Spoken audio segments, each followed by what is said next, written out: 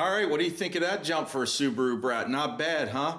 Welcome to the Ozzstar channel. I'm Glenn, and in today's fun project, we're going to talk about my Subaru Brat, my Tamiya RC car I got here. I actually bought this. I paid a lot of money for this sucker back in 1983. So I was 13 years old. I bought it as a kit, assembled it, and what's pretty cool is, and what made me actually get it going again, I haven't used it in probably almost 30 years. I was about 16 years old and got my license, and who's going to play with toys when I could have the big boy toys, So anyhow, I assembled this. I used to have a lot of fun with it. It sat around for a long time, and I just started getting it going, and the speed controller, which is mechanical on this car, and I'll show you that in this video, we're going to swap that out to an electronic module. So this one's mechanical. It's old school. Take a peek in there, and you can see me. That's what I used to look like back in the day right there. I had a lot of hair on my head. Anyway, I'm going to show you how to update it if you have one of the original Subaru Brats. What's pretty cool is the last, I think, 1 or 2 years, that's what kind of got me going here again. I saw that they reintroduced the Tamiya Subaru Brat and the Frog as an intro, and now it's all modernized with modern electronics. So basically, it would be like if your car, runs on gas, it was carbureted, and now you're going to fuel injection. Well, we're going electronic control module here. So let's check out the video, show you what I did to get it updated, and check out some footage at the end. So the electronic speed control, which is this here, this is a mechanical one. This is an original from the early 80s, and they're very hard to find a mechanical one anymore. They've all gone electronic. So that's what we're going to do. We're going to upgrade this, and I want to show how this is done, because it is a little bit tricky to go from mechanical to electronic just because of the connections, the wiring connections. Basically, you have your motor here, electric motor, 2 wires out. And on your module here, you'll have, well, this is a brush motor, so we're just going to use yellow and blue. Yellow to yellow, green wire to the blue wire. That's that one. Orange is only used with a brush motor, brushless, I'm sorry. We won't need that. You do need a separate wire adapter if you're going to do that way, which is fairly simple to hook up. Then you've got this red and black right here. This is our main feed from the battery, which is 7.2 volt battery we're using. It's mounted up under the chassis right now. I can't see it. And then we have this power feed wire. So basically the way it works is you've got your remote control here, and I'll do left and right now. So when we turn, let's say right, this receiver is sending power to this servo, which is just a motor, and it's telling it left or right. It's that simple. So it's a mechanical action. There's tie rods here. They're adjustable, just like on a car, tie rod ends. But what this normally does is it'll send power, let's see, for the speed, and let me give you a demo here. So when I push forward, this servo actually mechanically moves this controller. There are contacts here. Now when you go slow with an electric motor, you're going to build up heat. So there are resistors on here. I don't want to touch them, they may be getting warm, but there's 2 ceramic resistors. And when you go electronic, you won't need any of that anymore, because this little module has cooling fins on it. I think there's an accessory fan, but for the Subaru Brat and the Frog, which is the same chassis, you won't have room for the fan. So we're just going to go like this, the way it is. But anyway, so that's how it works. And the problem I'm having with the speed controller, since I can't get parts for it anymore, is there's a dead spot. So I've got the car here kind of jacked up on the tape measure. That's our temporary floor jack. I'll show you the dead spot. So slow, it's working fine.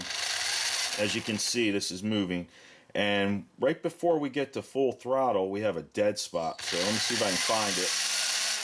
So right there, it's dead. I'm holding it. I'm holding my thumb on the trigger. Now I'll go give it a little more juice, and it should go. Well, it's not. Well, there it goes, kind of. You can hear it clicking and clacking, maybe. Let's see. So right now, I can't even get it to go full throttle. I hear it making some noise, but it's definitely got a dead spot, so it's even worse. Okay, so that's my point. So even cleaning these contacts over the years, they're basically have worn down, and if you want to go full throttle, that's not too helpful. So this should cure our problems. This is the Tamiya, and I like the Tamiya stuff. I believe it's still built in Japan. This is the ESC O2S model is what this is. So it's fairly simple. Let me take this controller apart. I will show you what's going on with it. Then we'll just get the servo out. We're going to take all this out, so it's all coming out. You know, the resistors. It'll be a little bit of room. I'm going to double side tape this to the existing steering servo. That will remain. I'll have to get a pigtail and take this connector. I'll cut this off here, and I'll just simply, let me see if I can pull it off for you guys right now. There you go. Just pulled it out. It's a 3-pin. You probably can't see a thing, but trust me, it's a 3-pin. And I'll convert this to a 3-pin. We'll plug that in there. That will send power to the module. It will know electronically how much, you know, juice I want to give it, and that will control the speed to the motor, so that, you know, the power to the motor, and pick up speed or go reverse or what have you. It's that simple. By the way, this thing's really neat because it has independent front suspension on it. You know, nothing to do with the speed controller, but back here there are hydraulic shocks. They're independent, so this thing has a lot of flexibility. You can jump it somewhat. It's a fun little toy. All right, let me take this apart. So I'm going to start by disconnecting the battery, the main battery, so we don't have any accidental, because if you know, if this is plugged in, regardless if your remote control's on or not, or there's power, the 4AA power pack here powers the servo. So even if that's dead and you turn this way and this is connected, you're going to be full throttle, so you got to watch it. So I have the controller here, and I want to show you what the problem is, and it, you know, it is definitely worn out. Hopefully there's enough light for you to see this, but there's a contact pad right here where I'm pointing with the screwdriver, and there's a black divot there. Well, that worn out spot is just gone, and when we're touching that with the little foot of the other contact, we're not making continuity, so that's the problem. I think I mentioned before how the 4AA batteries powered the servos. Well, evidently with the new module here, the new speed control, this battery, the main battery, powers the servo. So the steering servo still works with this disconnected. That's great. So I eliminate this switch and just have this one switch right here, which I'll probably mount in the same spot as the old one. So just update you on that. If you're doing this, you don't get confused. If you're updating now the new models, the new Subaru Brat that they reintroduced here the last year or two, you won't have to worry about this. It won't even be in your kit. So that's that. All right, so it's another day. I got the motor in. I got the 540 Sport Tuned motor, the black motor. I replaced the original. This one here, they're same size and about the same weight, so not much difference there. As you can see, everything here is gutted out. It's over here now. And what I wanted to do is just see how much difference in weight there'll be. So we lighten the car up, it'll be faster. 7.35 ounces. I'm not sure if you can see that scale right there. Let's go to grams. It's 208 grams. So let's take all that off, and all this gets replaced with just this module. So let's see what this is now. Make sure it's all on there. Don't want anything touching. There we go. 1.75 grams, and what is that? 50 grams, I'm sorry. 50 grams, 1.75 ounces. Huge difference in weight, so great weight savings. So now what I'll do is I'll take the double-sided tape. I'm going to take some of this, put a piece here on the servo. I did have to replace a piece across here. I happen to have some of the spare parts. You can still get these. So this cross brace was cracked when I took the servo out. Wanted to replace that. And I'll put a piece of the double-sided tape right on the side here of this servo. I think I mentioned it earlier. Take this new module, attach it there. I'll hook up all the wiring, and I think by then we're going to be pretty close to running this bad boy. So we got it all back together. Got the switch in right here, so that'll be on. And when you turn it on, I don't know if the camera picks it up, but the mic, it gives an audio beeping. So as soon as I turn on the remote here, flip that on, we should have a forward. And then what I have, it's the way I have the module set up. You can have reverse if you want. I don't have it set up. I have it more for like braking. Just pull back on this stick down and the wheel should stop. So there they go there. I pull back, they stop, and let's go forward. So it should be good. Of course, I got the battery in there charged up. So let me shut this off and put the shell on the body. So this is the Brat body, and this is the original one here, which I painted blue a long time ago, 30-something years ago.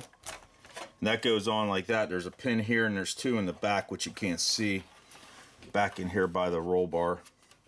And you use these little clips. So just pop that on. There they are here. Hopefully they're focused. Just these little clips fit right in here. And we're gonna take this bad boy outside and give it a try.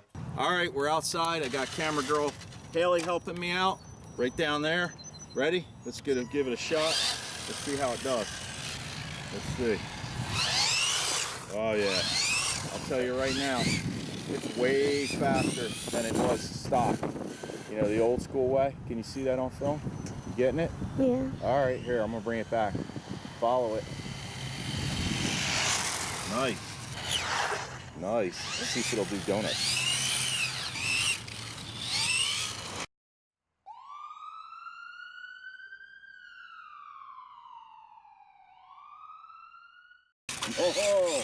Oh, we landed it.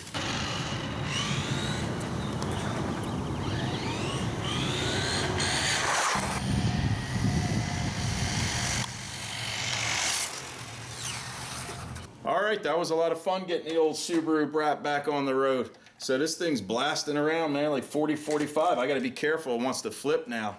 So it's a lot of fun. I'm glad I, did restore, or I guess you can call it a restoration. I haven't used it in almost 25 years, I guess, 30 years, something crazy, whatever it's been.